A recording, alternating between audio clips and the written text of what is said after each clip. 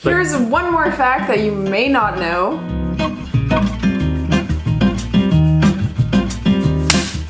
Hey guys, it's Kalina here from the US and Jan from Germany. What's up? Hey! In today's topic we're talking about film facts because we already talked about how English movie titles turn into weird German titles, sometimes also using English words. That's why we're talking about film facts. Good to know stuff about film and movies. You can definitely figure out is it a German or an US movie just from the look, because they use different filters. But let's talk about that thoroughly. I start in German and then you can say it how it is in English. So in Germany, the actors are acting more like in a theater style, it's more dramatic and they use more the names of someone. It's like in this sequence. Just turn around. Are we acting now? Yeah. Kalina, I can do that. I cannot sell the house, Kalina. I love it too much. You ruined my life.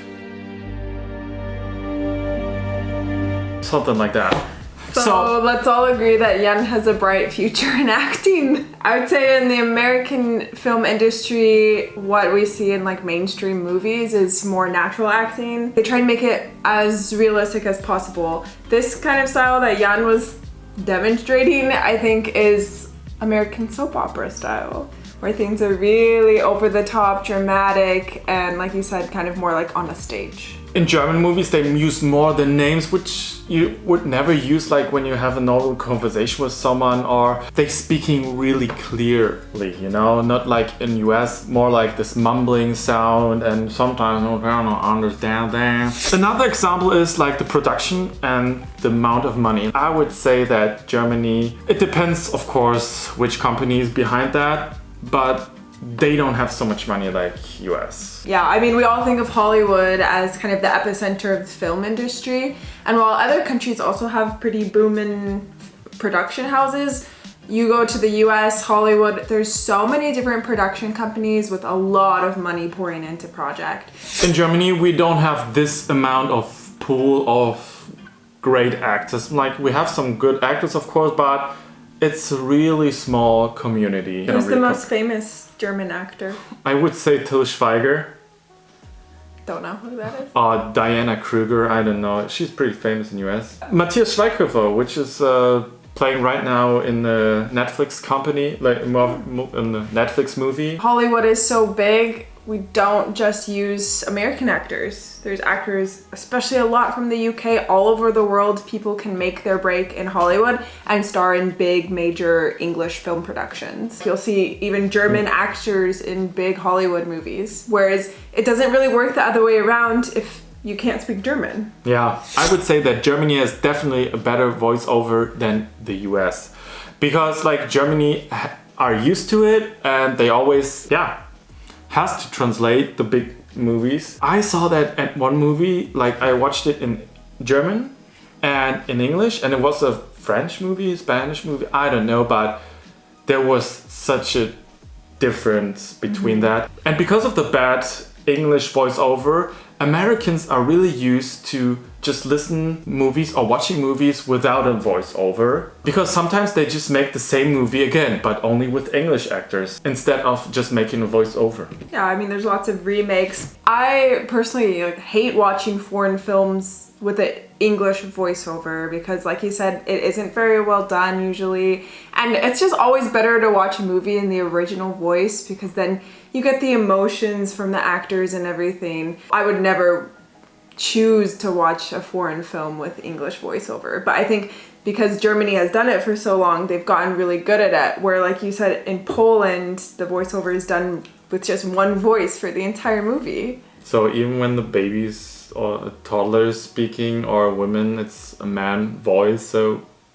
Yeah, so Germany does that pretty well. The next thing what bothers me about German movies or series that I cannot take that sometimes seriously. A serial killer is killing some people in Van Eyckel or in another small village in Germany because you're not used to it. I would say in US you have a lot of big media and you hear this serial killer, that serial killer over there. So Yeah, but it often happens in small towns. I mean, that can happen everywhere, but it just sounds weird for me. Like there's a detective which is from Vanna Icon. He knows how to handle it, and you cannot really. Movies all about fantasy, about. It doesn't have to be realistic. The next thing is German is a small country, so the most movies, when they are played in Germany, they're just in like a few cities, and it's always the same, like Berlin, Frankfurt, or whatever. In compared to US, it can happen everywhere. Yeah, I mean, I guess we have a lot of films that are based in small towns in America, places you've never heard of before, and so there's maybe a little more variety. Yeah, and I would say like the different view, like the German is not used to this viewed, the amount of different views in US, like how the cities are built, like how they look. Most cities in Germany or village, they look the same, so you don't have so much difference than in the US. I think in the US, a lot of big films are often set in certain cities, like New York City. Whenever there's an apocalyptic movie, it either happens in New York or like Los Angeles. So we do similarly have like the most popular locations for filming. Of course.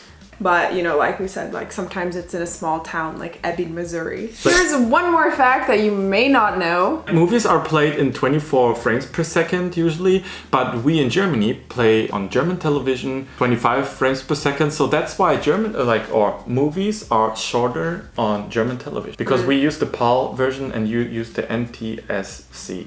Like slightly faster, where you won't really notice a difference, but you'll finish the movie 10 minutes earlier. Yeah, like the James Bond movie, it was like 143 minutes long, and in on German television, it was just 130 minutes long. We hope you enjoyed our fun film facts about the German film industry versus Hollywood in America.